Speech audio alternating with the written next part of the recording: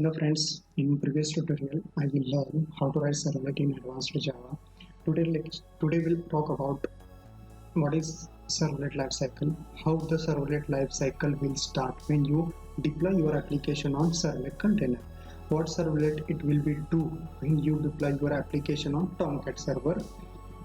Here is the diagram below.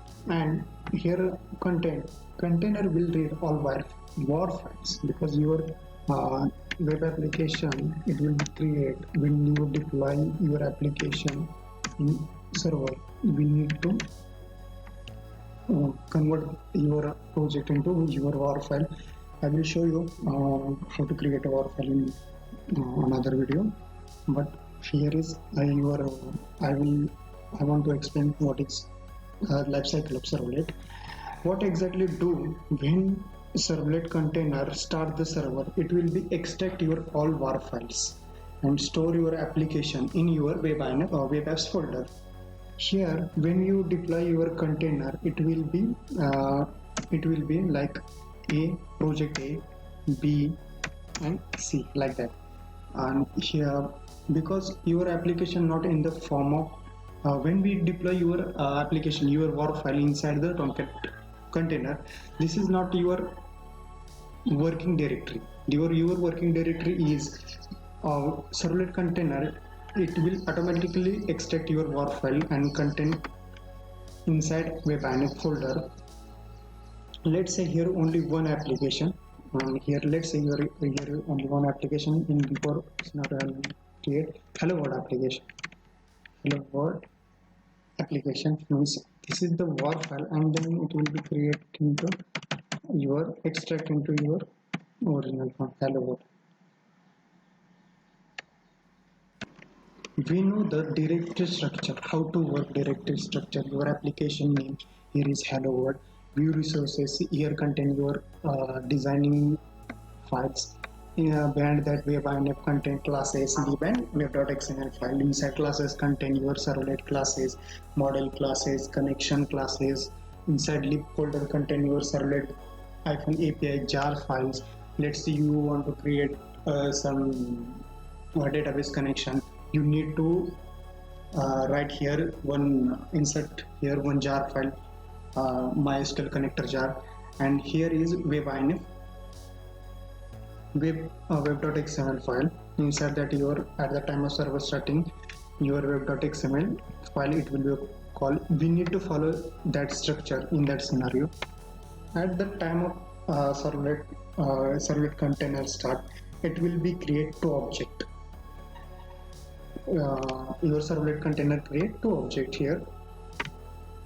That two object is known as servlet context and servlet config. Here in our scenario, your servlet container class is servlet.class. You create hello servlet class. This is your servlet container, your servlet class. When object it will be created in your servlet at the time of server starting and at the time of user request. When clicking on button at the time your servlet container create your servlet object.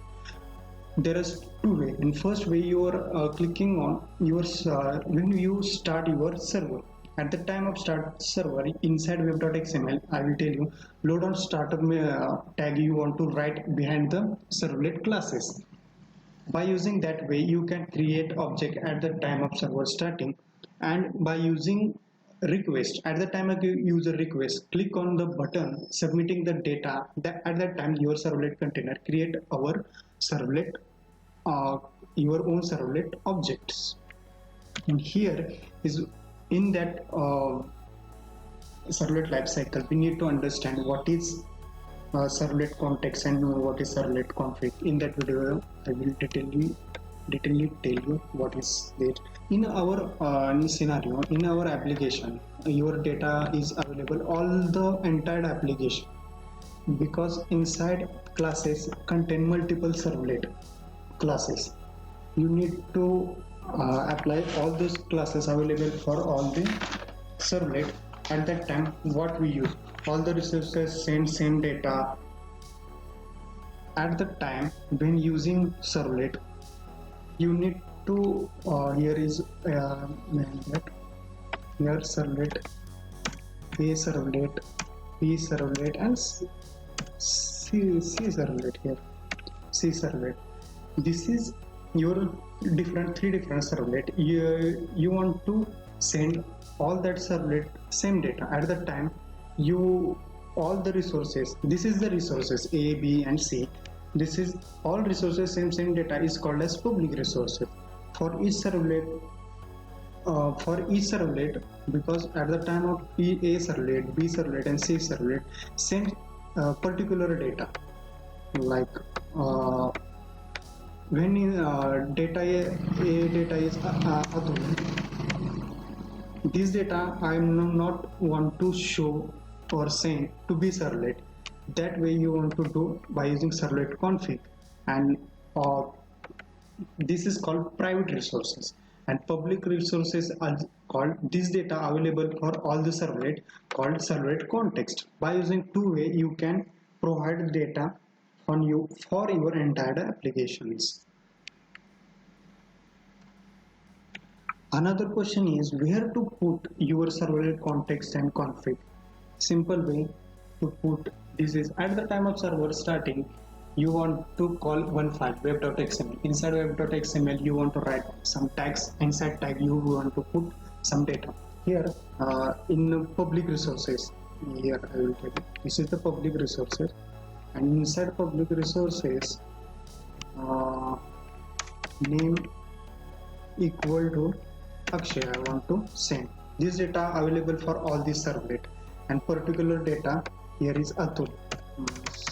Name is equal to Atul. This is the private data. Only send for those data to particular servlet.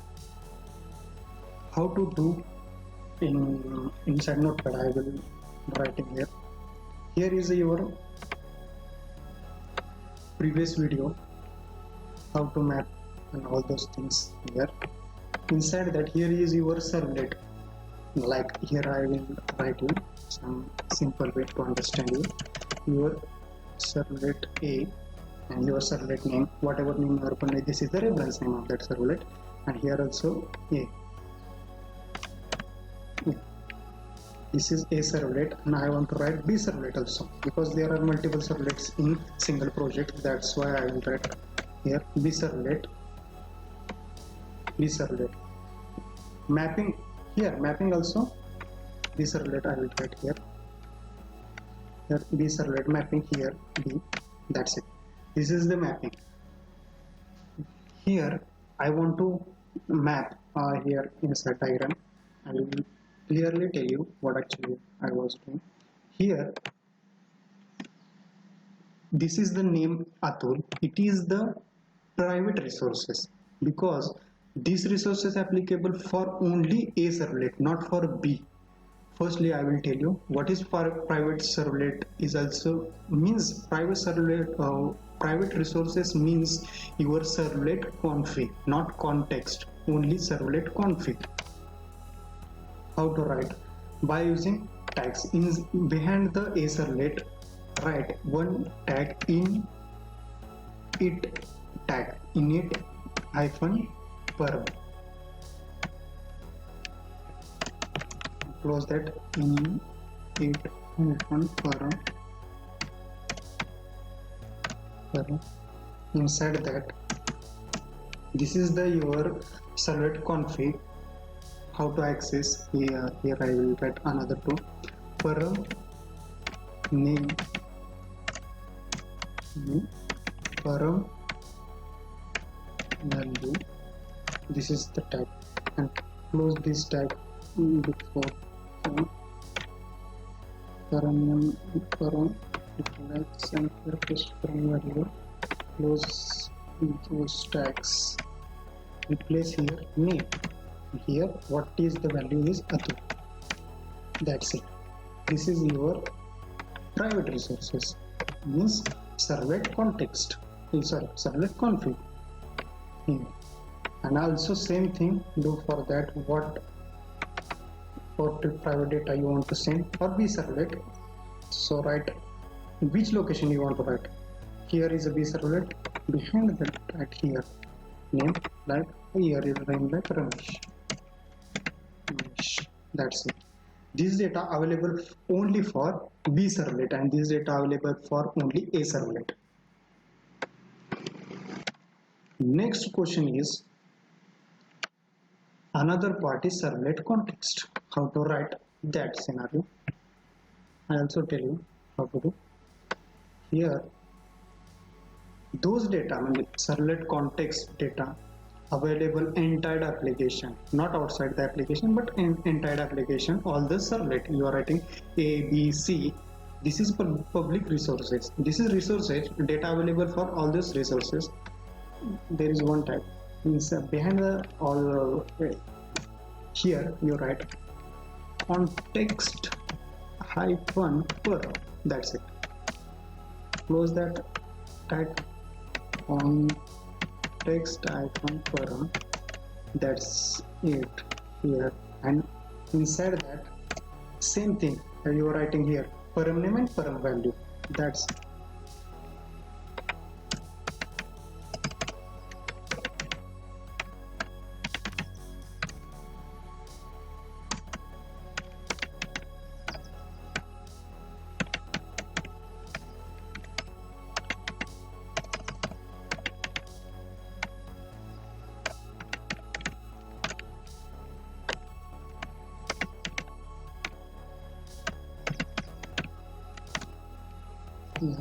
Here write what data I want to name is equal to action. This is data I want to put on servlet config.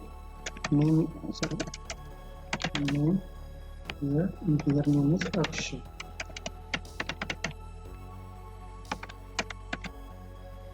That's it. This is your servlet context and servlet config.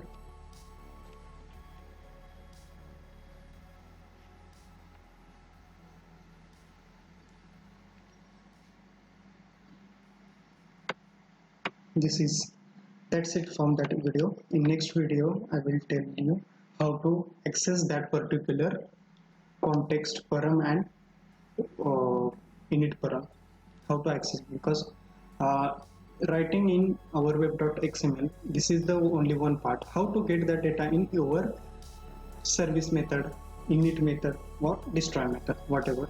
In next tutorial I will tell you part 2 of servlet lifecycle.